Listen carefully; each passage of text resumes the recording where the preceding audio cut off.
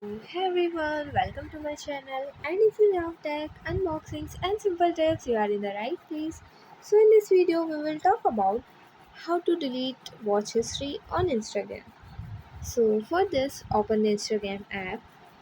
Now, at the bottom right corner, tap on the profile icon. Now, at the top right corner, tap on the three horizontal lines.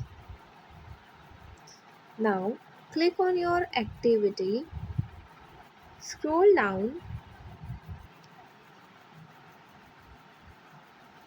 click on watch history. Tap on select. From here, select whatever you want to delete, and after this, tap on remove. Click on remove, and yeah, that's it. And if you find the information given in the video helpful, please like the video, subscribe to the channel, and press the bell icon for more updates. Thank you.